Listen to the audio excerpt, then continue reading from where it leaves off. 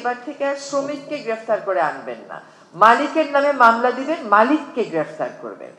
পাহাড় পর্বত আসলে আর থাকবে, মানে যেটুকুন আছে ওইগুলোকে এখন জাতীয় কোনো স্থান ঘোষণা করে রক্ষার অধীনে আনতে হবে। যাকেই বলি পাহাড় কেটেন না, বলে একটু শুধু কাটবো। হ্যাঁ, এই হচ্ছে অবস্থা। এবং বিশ্বাস করেন পাহাড় কাটাটা একটা টম এন্ড জেরির খেলার মতন হয়ে গেছে আমাদের জন্য। সকালবেলা অভিযানে পাঠাই, সকালবেলা অভিযানে গিয়ে সব রিপোর্ট কিন্তু একরকম হয় আমাদের। অভিযানে গিয়েছি, ভেকু আটক করেছি, ওই সময় ওইখানে সবাই পালিয়ে গেছে, কাউকে গ্রেফতার করা সম্ভব হয়নি। এখন গ্রেফতার করতে তো আমি যেতে পারবো না। এই যে এত বছরে যে আমরা একটা রাষ্ট্রীয় কাঠামো তৈরি করেছি, এই রাষ্ট্রীয় কাঠামো এইভাবেই তো রিপোর্ট দেয়।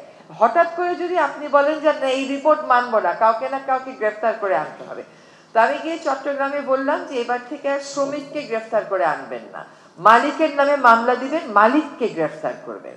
সেখানে দেখলাম চট্টগ্রাম শহরে পাহাড় কাটা কিছুটা কমেছে, কিন্তু এখনো পর্যন্ত কোনো মালিককে কিন্তু গ্রেফতার হতে দেখলাম না। এখন সব কাজ তো আমার পক্ষে সম্ভব না, আমাদের হচ্ছে নীতি নির্ধারণী, কথা বলা, নির্দেশনা দেয়া, কিন্তু এই কাজগুলো বাস্তবায়িত হচ্ছে। অন্তত কয়েকটা দৃষ্টান্ত আপনাদের জন্য সৃষ্টি করে রেখে যেতে চাইব।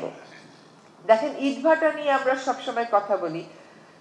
গত নভেম্বর থেকে এই ফেব্রুয়ারি পর্যন্ত মানে মানুষের যে কষ্ট এবং আর্তনাদ, সেটা হচ্ছে তার ধানি জমি, তার উর্বর জমি, সে রাতে ঘুমায়, সকালে উঠে দেখে তার জমির টপ সয়েল নাই।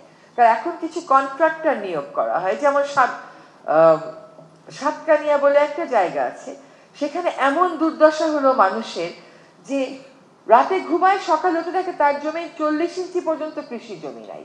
তো এই যে আমরা প্ল্যানিং এর কথা বলি, জোনিং এর কথা বলি, এটা না করলে আমরা বাঁচাবো কেমন করে? এবং দেখেন কত নতুন ধরনের পেশা বাংলাদেশে হয়ে গেছে। সেটা হলো আপনার ইটভাটায় মাটি সরবরাহ করবে, তারও কিছু দালাল তৈরি হয়ে গেছে।